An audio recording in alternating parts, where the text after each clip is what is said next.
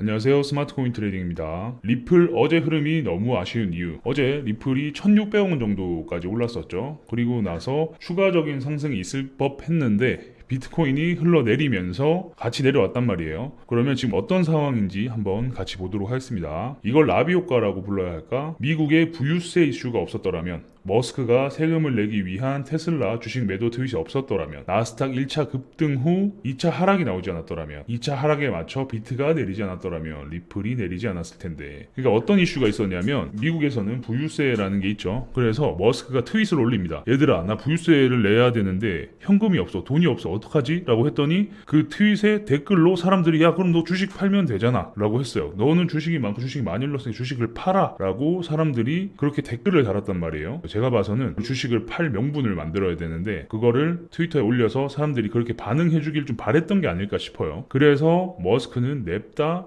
주식을 팔아버립니다. 그러면서 아무래도 당연히 나스닥을 리드하는 테슬라가 빠지니까 나스닥이 빠질 수밖에 없죠. 어제는 인플레 효과로 비트코인뿐만 아니라 금, 나스닥 뭐 다 같이 올랐죠. 그러면서 한번 급등이 나오고 하락이 나오고 다시 한번 올랐다가 강하게 빠진 상황인데, 이게 꼭 머스크가 혼자 팔아서 다 그렇다라는 건 아니지만 어쨌든 대장주가 빠지니까 다른 애들도 연쇄작용이 있었겠죠. 그러면서 비트코인도 역시나 나스닥이 많이 빠지니까, 나스닥이 많이 하락을 하니까 비트코인도 여지없이 함께 하락하는 모습을 보였습니다. 결국 비트코인이 그렇게 내렸기 때문에 리플도 같이 내려오게 된 거죠. 어제 리플이 1600원까지 올라갔다가 내려온 걸 보고 많은 분들이 실망하셨을 것 같다. 그래서 이번에는 좀 희망적인 이야기를 해볼까 한다. 정말 우리에겐 희망이 필요하죠. 리플 정말 이제는 가줘야 되고 스웨를 진행하는 중인데 이렇게 갈만한 타이밍에 이러니까 정말 답답한 상황입니다. 리플의 도미넌스. 리플은 주기적으로 한 번씩 시장에 관심이 집중이 된다.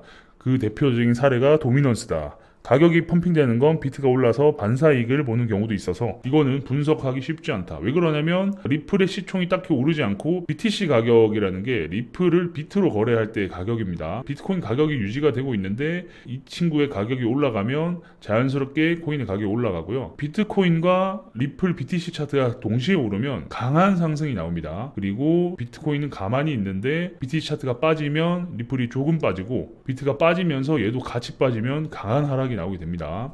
아무튼 그러다 보니까 이걸로 판단하기엔 노이즈가 너무 많은데 도미넌스로 판단하면 이거보다는 낫다 라는 거죠. 그래서 나는 편하게 도미넌스를 보는 게 제일 편하더라. 그러니까 리플의 도미넌스를 이야기하는 겁니다. 그러니까 시장 전체에서 리플이 차지하는, 리플의 파이가 몇 퍼센트가 되는지를 도미넌스라고 표현을 합니다. 보다 보면 적어도 큰 사이클이 한 번씩 다가오는 주기는 어느 정도 짐작도 된다. 그죠? 한 번, 두 번 이렇게 크게 오르는 때가 오니까요. 그리고 이렇게 꾸준히 하락을 하다가 하락 끝에서 이렇게 강하게 상승이 나오는데, 최근에도 계속 하락을 했고 하락을 하다가 마지막 패턴과 비슷하게 흘러가고 있는 상황은 맞아요. 그리고 거래량도 어마무시하게 나왔죠. 2015년 한 번의 사이클, 2017년에 한 번의 사이클, 그리고 2019년의 사이클은 대하락장이 오면서 패스. 그러니까 이쯤에서 한번 올랐어야 됐는데 못 오르고 그냥 내려왔다. 그리고 이제 슬슬 그 사이클이 다가오는 타임이라고 생각된다. 저도 마찬가지입니다. 다만 여기서 롱 스퀴징을 한번 하고 갈지 어떨지는 모르겠다. 롱 스퀴징은 이제 오늘 비트코인이 하락하면서 많이 나오긴 했는데 한번 의도적으로 가격을 떨어뜨려서 고배율이나 또는 어느 정도 배율을 사용해서 롱을 타고 있는 개미들이나 돌고래 정도 되는 투자자를 이제 터트리는 거죠. 청산을 시키고 상승을 해야겠죠. 그래야 상대적으로 이제 가벼워지고 수익을 나눠주지 않게 되는 거니까요. 어제 비트가 신고가를 달성하면서 롱 스퀴징이 나왔다. 이게 그냥 보면 이상한데 이렇게 보셔야 돼요. 어제 신고가를 달성하면서 이제 신고가 갔으니까 더 가겠지 하면서 롱을 많이 탔을 거예요. 그죠? 고배율로 롱을 많이 탔을 겁니다. 전고점을 돌파하면서 신고가를 달성했고, 와 이제 비트 또 가는가 보다 하면서 고배율로 롱을 탔는데 오늘 아침에 나스닥이 빠지면서 비트코인도 같이 하락을 하는 바람에 거기서 롱 스퀴즈가 나온 겁니다. 롱이 많이 터진 거예요. 그래서 지금 손실을 본 사람들이 많죠. 상황을 좀 더 자세히 보자. 위에는 나스닥, 아래는 비트다. 처음에는 나스닥 하락 때, 나스닥이 처음 하락하기 시작할 때는 비트는 오히려 반대로 올랐어요. 큰 하락폭이 아니라고 판단이 돼서 그런 건지 모르겠지만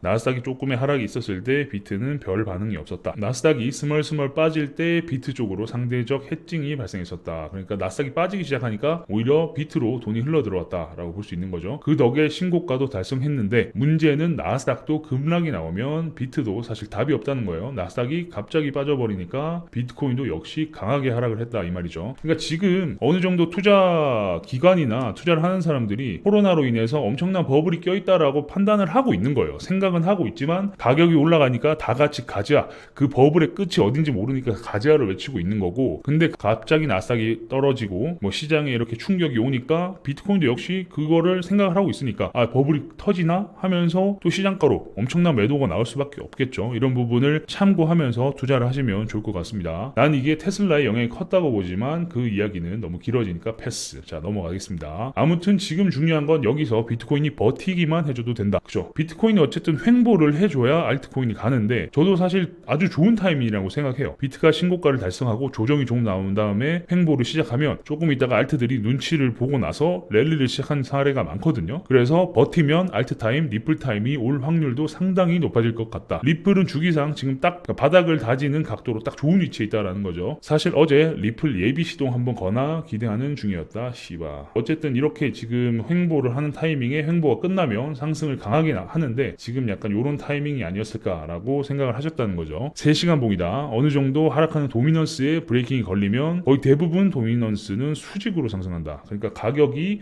강력하게 상승한다라고 이야기할 수 있는 거겠죠. 진짜 도미가 확 올라야 이게 제대로 오른다.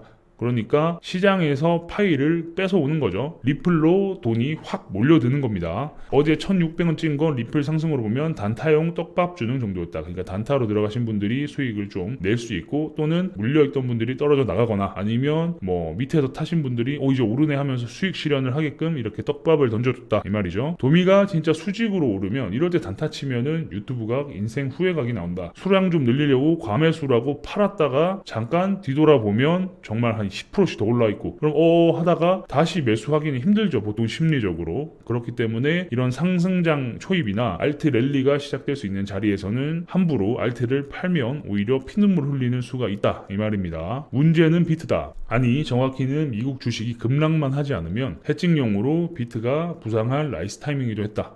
그러니까 어제도 그렇고 나스닥 1차 하락 때는 오히려 비트코인으로 돈이 들어오면서 비트가 추가 상승이 있었죠. 그럼 리플도 어제처럼 빠지지 않고 완연하게 상승했겠지. 그러니까 1600원에서 또 다른 호재가 발표되면서 NFT나 스웰 3일차에 뭔가 발표가 되면서 또 추가적인 상승을 한번 기대해 볼 수 있었겠죠. 안타까워해봐야 뭘 하나. 오늘 쓸 마지막인데 좀 아쉬울 뿐이다. 하죠? 아쉬워할 수밖에 없죠. 아쉬움만 있고 결국 상승을 기대하면서 홀드를 할 수밖에 없는 거죠. 아쉽구나 리플이요. 하지만 나는 스웰 종료와 동시에 매물을 쏟아내진 않을 테니 너도 부디 배신하지 않아다오. 그러니까 과거에 리플 스웰 때 어떤 일이 있었는지에 대한 영상 보셨죠? 앞에 영상 보시면 과거 리플 스웰 때 어떤 일들이 있었고 어떻게 흘러갔는지에 대한 영상이 있습니다. 거기에 보면 리플 스웰이 끝날 때까지는 오히려 가격이 하락하다가 리플 스웰이 끝나고 한 2주 또는 한 달 정도 있다가 가격이 몇 배가 상승을 해요. 2배에서 3배 정도가 그냥 한 번에 올라 버립니다. 여기서 아까 위에 설명드렸던 것처럼 도미넌스가 확 올라가면서, 그러니까